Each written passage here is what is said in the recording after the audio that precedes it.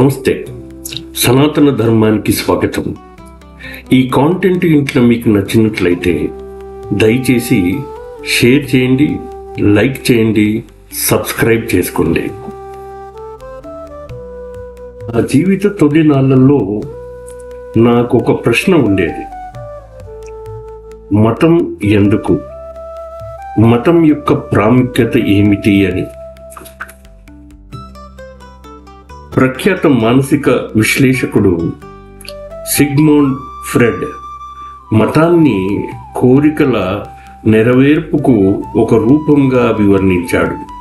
అయితే ఆధునిక మనస్తత్వ శాస్త్రం మతం ఒక వ్యక్తి జీవితంలో మరియు అనుభవాలలో ముఖ్యమైన పాత్ర పోషిస్తుంది అని, మరియు ఆరోగ్యం శ్రేయస్సును కూడా మెరుగుపరుస్తుందని గుర్తిస్తుంది.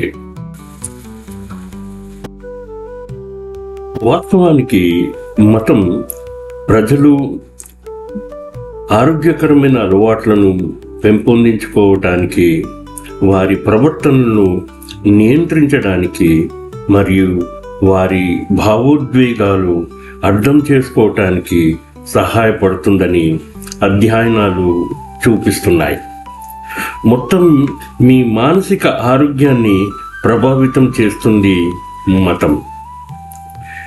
ఫ్యూ రీసెర్చ్ సెంటర్ అంచనా ప్రకారం ప్రపంచ జనాభాలో 84% మందికి ఏదో ఒక రకమైన మతపరమైన అనుబంధం ఉంది. ఈ ప్రపంచంలో వందలాది మతాలు ఉన్నాయి. మనం ఈరోజు సనాతన ధర్మం గురించి చర్చిద్దాం. సనాతన ధర్మం అనేది హిందూ మతం యొక్క శాశ్వత సత్యాన్ని సూచించే పదం. ఈ పదబంధం యొక్క మూలాలను పురాతన సంస్కృతి, సాహిత్యంలో ఒక రకమైన విశ్వక్రమంలో గుర్తించవచ్చు. సనాతనం అంటే ప్రారంభం లేదా ముగింపు లేనిది లేదా శాశ్వతమైనది. ధర్మం ఈ పదం ధ్రువ్ నుండి వచ్చింది, అంటే కలిసి ఉండడం లేదా నిలబెట్టడం. ధర్మాన్ని తరచుగా సహజ చట్టం అని అర్థం చేసుకుంటాం. అందుకనే మొత్తం పదం సనాతన ధర్మం జీవించడానికి సహజమైన మరియు శాశ్వతమైన మార్గంగా అనుబంధించవచ్చు. నిజానికి సనాతన ధర్మం అనేది మనం ఇప్పుడు హిందూ మతంగా తెలిసిన దానికి వివరించడానికి ఉపయోగించే అసలు పదంగా విస్తృతంగా పరిగణించబడుతోంది.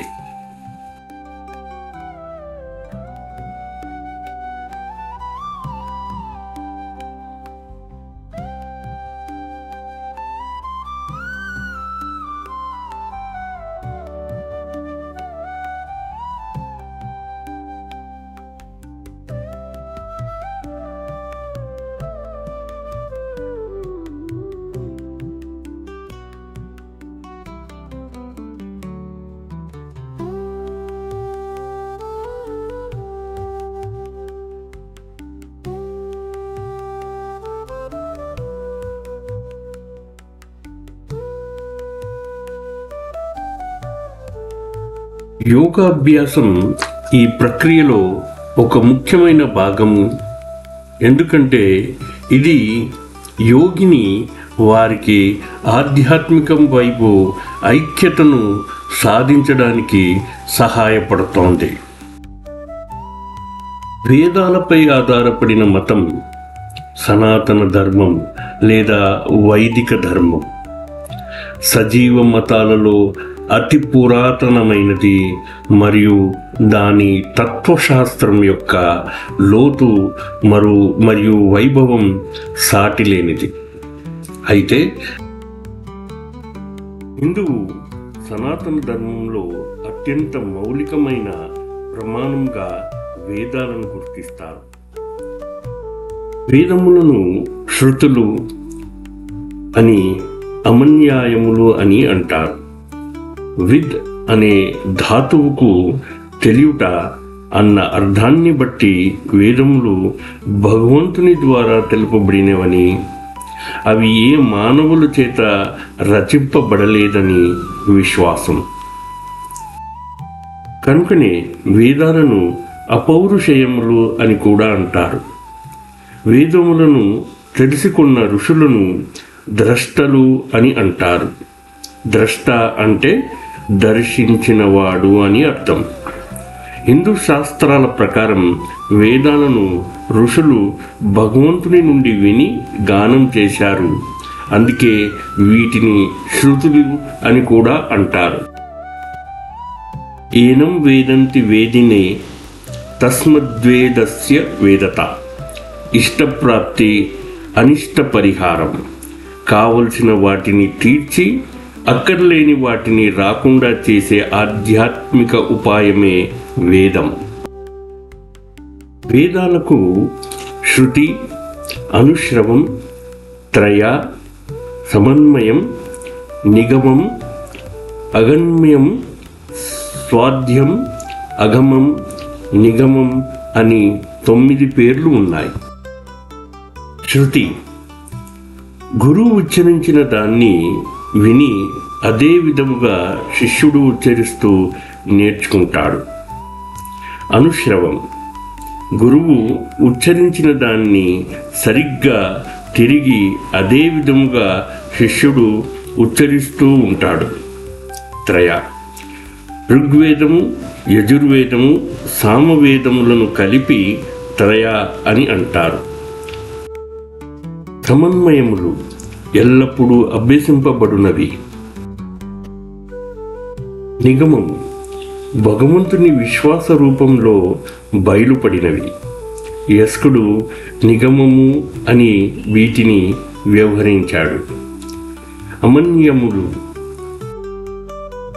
ఆ వృత్తి లేదా మననం ద్వారా నేర్చుకోబడే విద్య. స్వయాధ్యము స్వయాధ్యం అంటే స్వయ అభ్యనం అంటే మనల్ని మనం విశ్లేషించుకోవటం. ఆగమం భగవంతుని విశ్వాస రూపంలో బయలుపడినవి. నిగమం యస్కుడు నిగమము అని వ్యవహరించాడు. వేదంలోని రుక్కులు, యజస్సులు, సామలు అన్నీ కలిసి ఒకే వేద రాశిగా ఉండేది.